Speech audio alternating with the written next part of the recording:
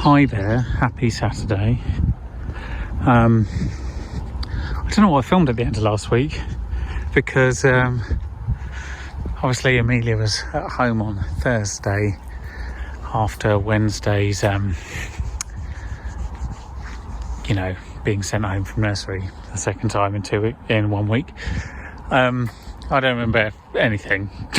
This is the problem. Baby brain isn't just when you have a newborn, it's then forever, which is annoying.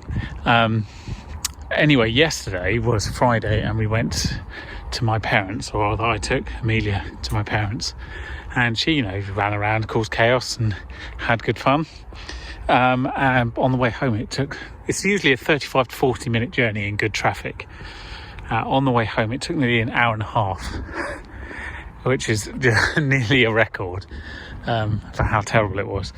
But then halfway back, I got a call from my mum to say I'd left my laptop at my parents'. Now, that normally wouldn't be a big problem, except that I need it next week, obviously, for work. But also, they are going on holiday today, as in the following day, and they were leaving 11 o'clock this morning. So this morning I had to get up, have breakfast, drive all the way back to my parents, pick up my laptop and come all the way back. So not a great use of time, but Crystal and Amelia have gone out this afternoon, so I've had a day mostly to myself, which is a little unusual. I would say it's kind of pleasant and relaxing, but honestly the problem is you just don't know what to do with yourself when you haven't had time on your own for a long period of time. So I'm doing what I always do, which is just, if in doubt, go out. So I've gone for a walk. We'll see where it takes me. Welcome to another episode of Toby's Stupid Vlog. So here's something I've been thinking about for about the last year, around how, in theory, Britain should be really good at dealing with COVID restrictions, particularly those around avoiding one another. When you think about public transport in this country, and it's much more so in this country than other European countries I've been to, if you get onto a bus or a train in the UK, the chances of anyone sitting next to you, if they can possibly avoid it, is basically zero. They'll do anything to sit not next to you. And that's like, we've been COVID training for 50 years. That's what it feels like. Whereas in European countries, they're much more friendly and they'll sit next to each other and have conversations and things, not just because there's no other free seats. I always think that's interesting. I wonder if it's helped at all. And just generally avoiding strangers on the pavement or what have you. We're just, as Brits, sufficiently uptight that we don't want to be near other people, and you'd think that would have helped. But the counter argument to that is pub culture, which is about just getting as plastered as possible for any random excuse and shoving yourself into a bar with hundreds of other people with no real feeling for social distancing. So if we got that under control, maybe we would have absolutely nailed this thing. Anyway, I haven't really talked about COVID much recently because there's nothing much to say really. There's barely any restrictions left in the UK. It's only indoors where there's still some restrictions. And June 21st is still currently penciled to be the day all legal restrictions end. That may change. I hope not. I don't think it needs to, from the evidence I've read. But there is some nervousness around, certainly, which is mainly to do with making sure that all the vulnerable groups have had their second dose of the vaccine, because of new variants where one dose only is less effective. It's always supposed to be a 2-dose regime, so this isn't exactly a revelation, but I think some people have probably got a bit blasé. I've had 1 dose, I'm immune. It's not quite how it works. So it'll be interesting to see. We're certainly ahead of most of the world in terms of how much of our population has taken the vaccine. But the US is doing very well considering its size, and Germany is fast catching us up. It finally has started feeling like the time of the year that it actually is. Late May. It's warm the last couple of days. Even when the sun goes in, It's t-shirt weather. It's probably short weather actually. I'm still wearing jeans, which is a bit silly. It's more habit than anything. Actually, the bigger problem right now is that the number of gnats and bugs along the River Thames is so enormous that you want to expose as little flesh as possible, because they'll just eat the crap out of you. Like, something bit my leg a couple of weeks ago, something big. It wasn't a dog, but it was a flying insect, and it left a mark the size of a thumbprint, which is quite sizable. Anyway, this is the Leg of Mutton Nature Reserve. There's not a lot of nature here today, it's all gone. Well, fair enough. More for me.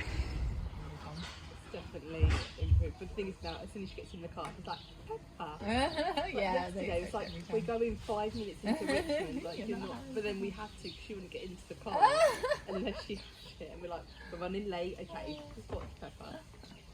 Oh, that's so funny. It's also one of the first things she says when she wakes up. Oh no! Oh, well, I'm glad it's not just Ada with a dot.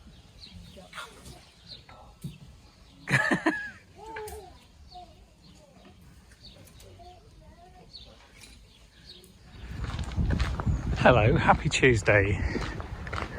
It's 25 degrees. There is literally not a cloud in the sky.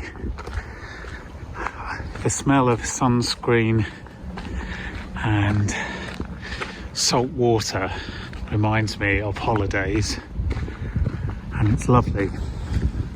So I'm going for a walk to sort of have a micro holiday, as I like to during the week. I really do, whenever I put on sun cream for the first time in the year, I'm immediately taken back to holidays past. And in particular, there's a walk that we do in the Canaries when we go from the apartment down to Amadores Beach, which is like, I don't know, it's probably 2 kilometres along the cliff edge. And you get the wind blowing the salt air at you. You watch the waves crash beneath you. And just the smell of sun cream as you walk along. And it's magnificent in the morning with the expectation of what the day has to bring. And then in the evening when you're tired, or the early evening as you walk back, it's just such a refreshing and bracing walk. And you know, we haven't been there for a couple of years now. Nobody has. And I miss it a lot, as I keep banging on about how much I miss travel. But this sort of brings it home even more so. Anyhow, I can't really blame like the global pandemic on it anymore. We're kind of past that point. We could travel to a lot of places. There's 2 more limiting factors really now for us, which is frustrating because they're factors of our own making. The first one is obviously that Amelia goes to nursery 4 days a week and you pay for it regardless. So there's a cost that you don't see any benefit from if you go on holiday. Now, you know, holidays have costs anyway, and you could just sort of look at it as a part of the holiday cost. If you're going to be practical, I try and just ignore the cost of nursery altogether and presume that it's just a permanent outgoing that you can't get away from. It's like an electricity bill, really. It's just fixed, and you're just sort of stuck with it forever. Well, not forever. At some point you get free nursery, and then you get schools, which, you know, state school system, which you pay for indirectly through tax. But yeah, so that's one of the issues, but more notable on longer holidays, obviously. The second one is that we're trying to move house this year. We want to get it done by the end of September, and every week that we're not here is a week that we're not doing it. And more than that, you really want to go on holiday a huge distance from the point you're actually moving. Otherwise the holiday can be a bit stressful. But it is no understatement to say that every fibre of my being desperately wants to leave this country. So we'll have to work out how that will be possible. So it's the 1st of June today, which I keep forgetting that it's actually June, and in some ways I'm grateful because we're getting closer towards the end of this pandemic, and when it starts becoming an epidemic instead, I don't know what the official definition is, but there is a crossover point once you have certain levels of vaccinations, and therefore the transmission rates drop. Certainly might stop being a pandemic in the United Kingdom and then Europe this year, I would think, but we'll see. So in some ways I'm grateful, because June 21st has been this magical date in the calendar, but in other ways I am sad, because I really like spring, and it's nearly summer, only 3 weeks to go. It certainly feels like summer today, and not that I dislike summer, but I prefer this green part where there's flowers and it's lush to the sort of worn brown part at the other end of summer. Anyway, the point I was going to make before I got lost in some sort of wishy-washy sentiment is that on the 1st of June usually I pick elderflowers, because you can make elderflower cordial, but this year the flowers are a little later than normal, so it might be towards the end of this week or beginning of next before I actually get to do some picking. And obviously last year in the first lockdown we had this amazing heat wave that lasted through April and May, so by the time we got to June the flowers were very much open. In fact, some of them were even over. This year we've had quite a cold and wet early part of spring, so everything is a bit delayed. Such is the wonder of nature. It doesn't operate quite as precisely as a clock, but yeah, we've got some red elderflowers in our garden which always make a really nice pink elderflower cordial, so that will be happening at some point in the next 10 days or so, I hope. Seen one of my favourite things already this morning, the condition I call "this road is closed, doesn't apply to me." It's people driving around a sign at the end of the street that's blocking the road that says "road closed," so they can come down here and 100 metres later encounter this and do a U-turn, or rather do a 9-point turn and go back the way they say it came, looking confused, like somehow this is a surprise. It is a inherent part, I believe, of the human condition, the idea that bad things don't happen to you, and therefore you don't need to heed the advice. And I think you can measure the value of a country by what proportion of people allow that trait to be the one they live by. So the UK comes out quite poorly in this, as does the USA. These can be demonstrated by things like voting for Brexit, for example, and then complaining there's not enough migrant workers. I'm looking at you, Wetherspoon's boss and former drinking partner Tim Martin, a man I used to once think was quite fun, and I now realise is a complete moron. It's this idea that someone else will pick up the pieces when you fuck it up, and therefore it's your right to make a royal fuck up but never ever apologise for it. And I'm afraid on this point I'm quite vindictive. So my honest belief is that you asked for it, you have to live with the consequences. And so I actively seek to punish businesses that supported Brexit, which isn't hard at the moment because they're all so fragile. But simply do not ever consider giving your money to establishments that have put themselves in this situation and now expect the taxpayer and the government to bail them out with some sort of bizarre policy change and or cash. No, tough. Those are always the things you told us we couldn't do. Can't do that for other people. Can't help people who are really struggling. You can't help people whose income is super low by, reducing their tax burden or increasing their benefits. No. You can only do it for people running large businesses who are completely unaccountable. So in short, if I see you spend money in Wetherspoons, we're going to have a problem.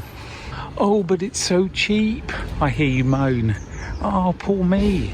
Well, here's something that's cheaper, the supermarket. And the other added advantage is you don't have to spend an hour in there surrounded by complete tossers. So maybe stop drinking cheap crap lager in a cheap crap establishment and buy your cheap crap lager from a cheap crap supermarket instead, and enjoy it in the comfort of your own home. I've got nothing against drinking cheap crap lager. I drink quite a lot of it. I just have something against people who somehow believe they're getting any extra value by drinking it in a Wetherspoons. The purpose of a pub is to take the price of lager, add a markup, and compensate you by adding character, atmosphere, and a place you want to be. Wetherspoons barely add a markup because they add no character or atmosphere, and they're not a place you want to be. So either pay for that in a nice place, or if you don't want it, as I said, Tesco is perfectly good. So if you voted for Brexit and it's somehow horribly backfired on you, then you have exactly as much sympathy from me as British people have the right to live and work in continental Europe. There's the tree of help plant, all those years ago. It's beautiful this morning, primarily because it's members only before 10 o'clock. It's currently like 9:40.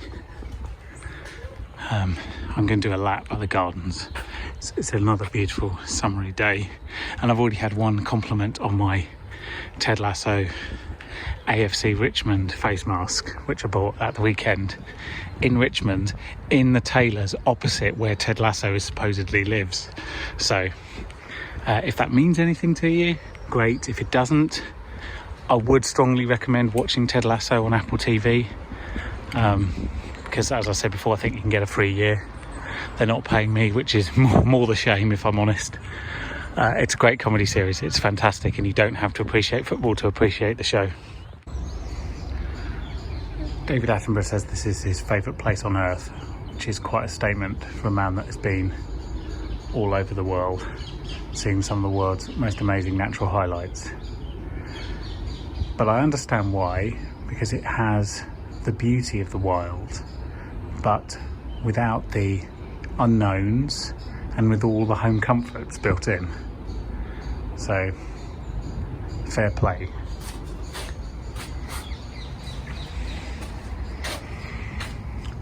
And when I live further from here, it is going to be somewhat of a pilgrimage to come back with regularity. What an amazing place to be a bee.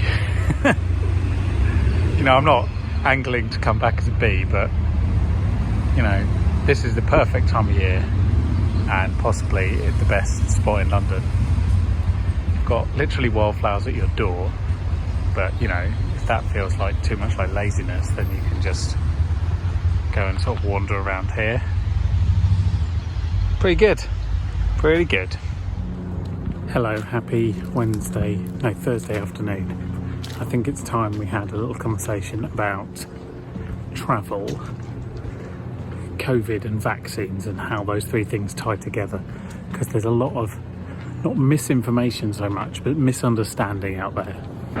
So, as it stands at the moment, no country's travel rules around COVID take into account the status of your vaccinations. Now, they will at some point have to. We'll come back to that in a minute.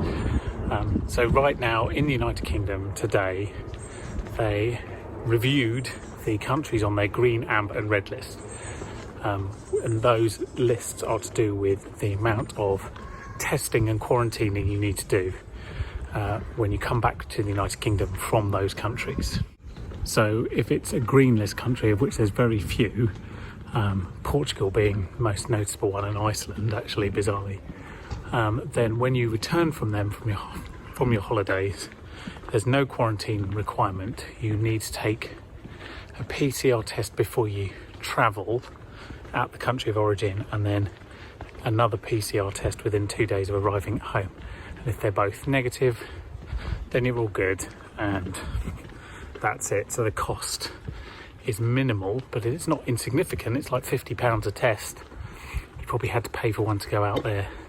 You have to pay for a couple on the way back. So, you know, you're talking maybe £150 per person, and that's not taking into account the country you're going to might have its own rules, so there might be another one or two. Anyway, that's the easiest. Amber involves quarantine and PCR test for release. Red list countries involve hotel quarantines very often, or fixed quarantines with no release. It adds a huge cost because you're obviously paying either to quarantine in the country when you get there for 10 days doing nothing, or when you get back, it's potential loss of work, or children's loss of education, etc, etc. So it's quite convoluted and it's very frustrating, and even the green list countries, as I mentioned, there is a noticeable cost and amount of time you have to fill in paperwork, blah blah blah. This can't go on. The main reason it can't go on is because the travel industry can't continue to support it, because it's adding huge delays to travel and cost. It's reducing demand in an industry that's already heavily crippled. But more than that, like, the purpose of the vaccination program is to make sure that you have a level of immunity from COVID, and therefore the requirements to do all these things should go away. However, this is where the misunderstanding arises from. So if you've had both doses of a COVID vaccine, if it's one that requires 2 doses, the Johnson & Johnson one is only 1, then you are most likely immune to some extent. Now what that means is, it does not mean that you do not get the virus if exposed to it. It means that if you're exposed to the virus and you get it, you're very unlikely to show any strong symptoms. And if you're not showing any strong symptoms, which are notably coughing and sneezing, then you're less likely to be able to pass it on, because obviously those are ways of spreading a virus. So you could still have it, and you could still give it to someone without a vaccine, if you physically touch them or kiss them, or that kind of thing. So there is still a risk, but the risk is diminishing with every amount of people that get vaccinated, because the chance of it passing on, the number of people therefore that have it, is going forever downwards. So at some point, one country, or hopefully all of them, is going to have to say, if you've had your full vaccination, then there's no quarantine requirement. We only require a single PCR test before you arrive. That has to be it. And somebody has to get to that quick, because otherwise, well, one, the industry will collapse, but two, it's very hard to sell the benefit. Like, the idea of having the vaccines is that you can then remove the restrictions, but if you're only removing the local restrictions and not the travel restrictions, it's all pointless. And this has to happen reasonably soon. I imagine the countries that are going to get to this first are the EU nations, Britain and the USA, largely because they're some of the biggest tourist destinations, but also because they have the infrastructure to better deal with this. And this is where vaccine passports, or vaccine certificates as they've been rebranded, come into effect. It's not to say that you need one to travel. It's to say that if you want to travel and you have one of these, then the amount of hoops you can have to jump through is massively reduced. Because as I said before, it doesn't guarantee that you can't get the virus, but it does massively reduce the chance of you spreading it, frankly. So that has to happen soon. That's my feeling. And if it hasn't happened to some countries by August, then there's something very wrong in terms of the way this is being organised. So that's my rant. That's all I really wanted to say about it. But suffice it to say, there is a solution to this. People need to get on it quick. I realise that's slim comfort to countries whose vaccination programmes are on the back foot, and most people haven't had their second dose. The United Kingdom, as of today, I think is at 50% adults have had 2 doses. Again, not a helpful statistic. We insist on reporting as a percentage of adults. You actually need to report it as a percentage of population to have a feeling for what a herd immunity might look like. But anyway, but that's a significant number of people, all of whom could be travelling freely to these countries. That's my feeling. That's what has to happen, and they need to get better at allowing for cheaper, simpler testing. For example, if you've had 2 doses of the vaccine, you're travelling to a country with low prevalence, then simply taking an antigen test or rapid flow test should be enough. And those obviously we're giving away for free, and you should be able to bring them with you and do them as you need to. So, in fact, you can do them in the airport, couldn't you? You literally could do them at the airport and show them the result. But that's where we need to be. It's another layer of complexity, much like, you know, taking your shoes off and all this shenanigans. But it's something hopefully people will become accustomed to and people will get better at doing, and will be less needed for the majority of countries. Also, we're going to get to a point quite soon, especially in this country, where everyone who wants to be vaccinated will have been vaccinated. And at that point, if you do not remove all of the restrictions, you're simply doing it for the benefit of people who've refused to have a vaccine, and that is not acceptable. The majority of the people will not accept that as as the way things are going to be. So that's the point. That's the critical tipping point. The test of all this will be if we get to September and I can't go on holiday to a European country because of the complexity still lingering. I will be very, very angry indeed. And as somebody who's been very compliant to the rules, that will be testing my patience and limits.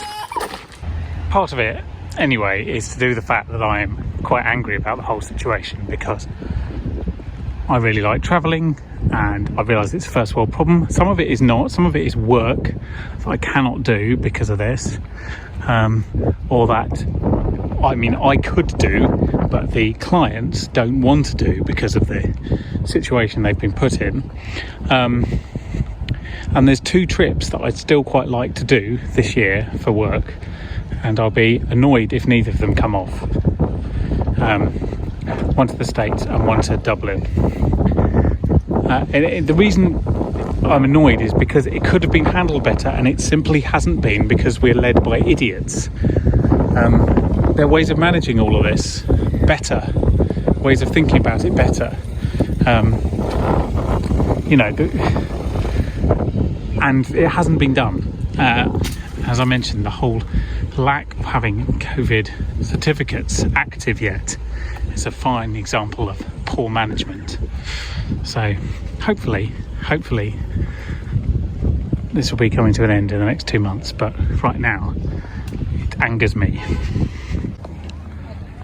Sometimes it pays to put these things out in the universe, because I've just been on a half-hour call, part of which was about the possibility of a trip to the United States later in the year for work that I mentioned only moments ago, which looks like it's going ahead, and the limiting factor on when I film it will not be government regulation. It will most likely be budgets and timings and agreements, which is fine, that's normal. So that felt quite cathartic, to shout a lot and then get someone call me and talk about it. So there we go. The universe heard. Thank you, universe.